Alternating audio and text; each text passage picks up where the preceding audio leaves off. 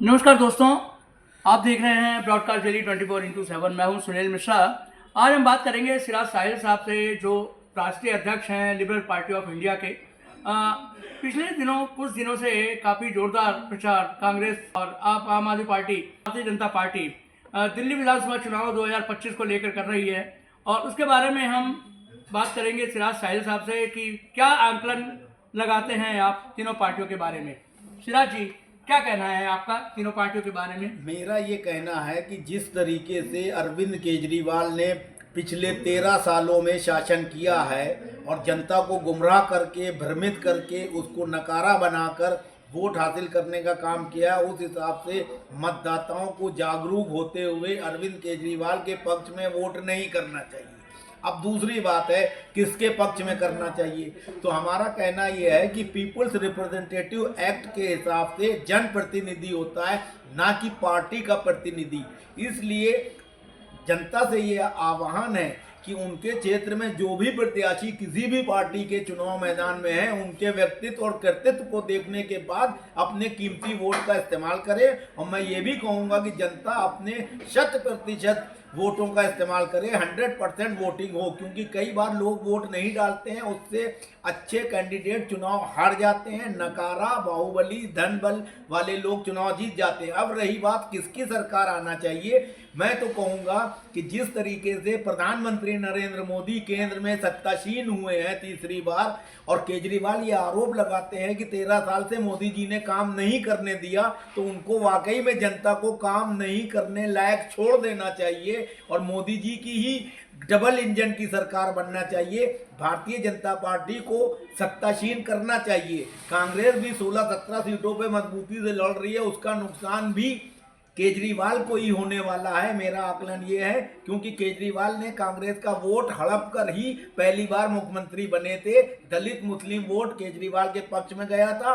इस बार कांग्रेस मुस्तैदी से लड़ रही है, करीब 16 से 18 सीटों पर कांग्रेस जो है चुनौती दे रही है। ऐसी स्थिति में भारतीय जनता पार्टी के सत्तासीन होने की संभावनाएं ज़्यादा हैं। मैं एक बात और कहूँगा कि भारतीय जनता पार्टी के रणनीतिकारों ने इस तरह की रणनीति बनाई है कि यदि किसी तरह से त्रिशंकु स्थिति में विधानसभा आती है दिल्ली की, तो वो केजरीवाल की पार्टी को तोड़ देंगे, लेकिन किसी भी कीमत पर भाजपा केजरीवाल को चौथी बार मुख्यमंत्री नहीं बनने देना चाहती।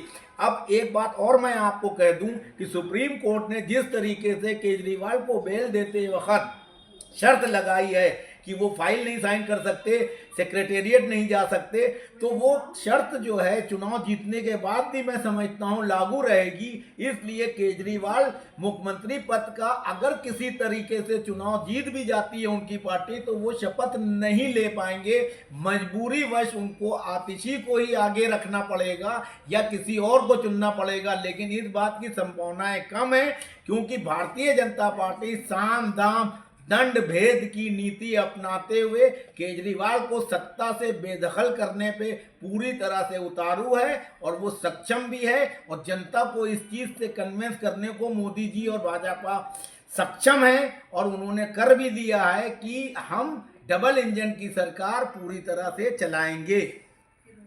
लेकिन देखा गया है कि संदीप दीक्षित भी कांग्रेस के बहुत ज़बरदस्त जोरों से जोर लगा रहे हैं, और इनके समर्थक भी काफ़ी ज़्यादा इनके आगे बढ़ के और नारे वारे लगा के और प्रदर्शन करके और अपने वोटों को पक्का करने की मजबूती से कोशिश कर रहे हैं। मैंने इसी तरीके से कई और भी जगह मैंने आपको मिश्रा जी पहले ही कह दिया कि कांग्रेस कम से कम 18 सीटों पर मजबूती से लड़ रही है, उसमें से एक सीट संदीप दीक्षित साहब की भी है। इसी तरीके से कुछ सीटें ऐसी हैं जहां कांग्रेस जीत भी सकती है।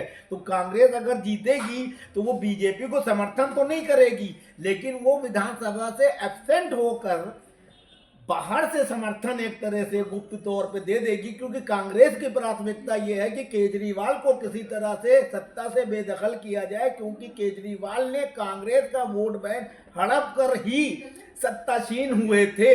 इसलिए कांग्रेस की प्राथमिकता है केजरीवाल को दरकिनार करना और भाजपा से आगे दो दो हाथ करना।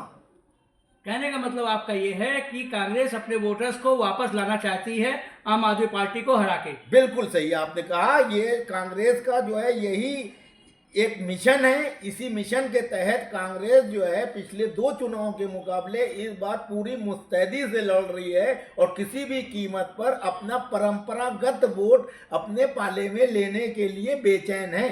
लेकिन एक बात देखी गई है कि दिल्ली के अंदर जहां तक सवाल है पब्लिक का, पब्लिक को अधिकतर ज़्यादातर हम लोगों की जो बातचीत हुई है वहां पर उनका ये कहना है कि जो सुविधाएं केजरीवाल जी दे रहे हैं वो जो सुविधाएं हैं वो ना कांग्रेस देगी ना बीजेपी देगी, इसलिए उनका वोटर्स मजबूत है केजरीवाल का। क्या कहेंगे आप इस पर? मैं ये कहना चाहूंगा कि केजरीवाल बिजली, पानी और महिलाओं को डीटीसी में फ्री की यात्रा देते हैं और उन्होंने 2100 रुपए का वादा किया है। प्रधानमंत्री नरेंद्र मोदी के नेतृत्व में 2500 रुपए का वादा किया गया है।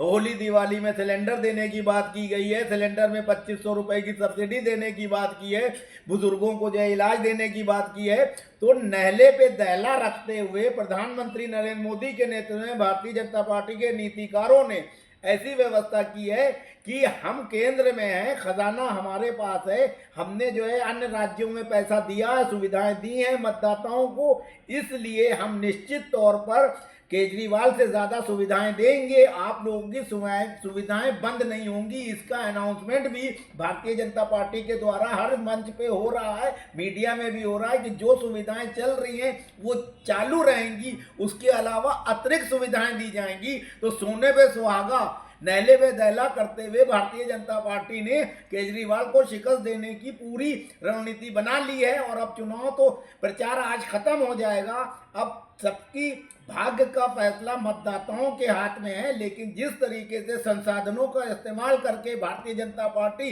रणनीति बनाकर चुनाव लड़ती है, उसके आगे केजरीवाल और कांग्रेस दोनों फीके साबित होंगे। और मुझे लगता है कि इस बार सत्ता से केजरीवाल को बेदखल करने में भाजपा कामयाब हो सकती है।